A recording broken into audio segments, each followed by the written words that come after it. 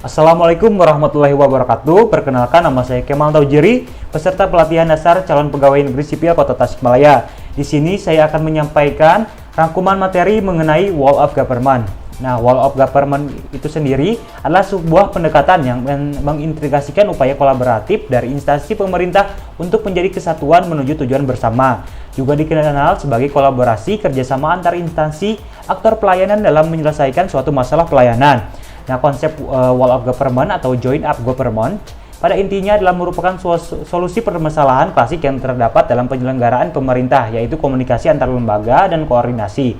Dalam prakteknya, Wall of Government sering diartikan sebagai perspektif baru dalam menerapkan dan memahami koordinasi antar sektor. Nah, ada penerapan Wall of Government dalam pelayanan publik. Terdapat beberapa metode pendekatan yang bisa dan sudah dilakukan oleh beberapa negara di dunia dalam penerapan konsep Wall of Government. Di antaranya adalah yang pertama, penguatan koordinasi antar lembaga. Penting untuk dilakukan agar visi dan orientasi pemerintah untuk membentuk suatu pelayanan publik yang terintegrasi dengan jumlah lembaga yang rasional, maka koordinasi dapat dilakukan lebih mudah. Yang kedua, membentuk lembaga koordinasi khusus.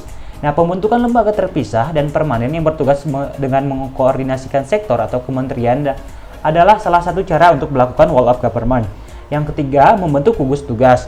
Gugus tugas merupakan bentuk kelembagaan koordinasi yang dilakukan di luar struktur formal yang sifatnya tidak permanen. Pembentukan gugus tugas biasanya menjadi salah satu agar sumber daya yang terlibat dalam koordinasi tersebut dicabut sementara dari lingkungan formalnya untuk berkonsentrasi dalam proses koordinasi tadi. Nah, adapun tantangan dalam praktik Wall of Government. Yang pertama, kapasitas SDM dan institusi. Kapasitas SDM dan institusi yang terlibat dalam Wall of Government tidaklah sama. Perbedaan kapasitas ini bisa menjadi kendala serius ketika pendekatan Wall of Government. Yang kedua, nilai dan budaya organisasi. Seperti halnya kapasitas SDM dan institusi, nilai dan budaya organisasi pun menjadi kendala manakala terjadinya upaya kolaborasi sampai dengan penyatuan kelembagaan. Yang ketiga, kepemimpinan. Kepemimpinan menjadi salah satu kunci penting dalam pelaksanaan Wall of Government. Kepemimpinan yang dibutuhkan adalah kepemimpinan yang mampu mengakomodasi perubahan nilai dan budaya organisasi serta meramu sumber daya manusia yang tersedia guna mencapai tujuan yang diharapkan. Nah, praktik Wall of Government dalam pelayanan publik. Praktik Wall of Government dalam pelayanan publik dilakukan dengan menyatukan seluruh sektor yang terkait dengan pelayanan publik. Jenis pelayanan yang publik yang dikenal yang dapat didekati oleh pendekatan Wall of Government.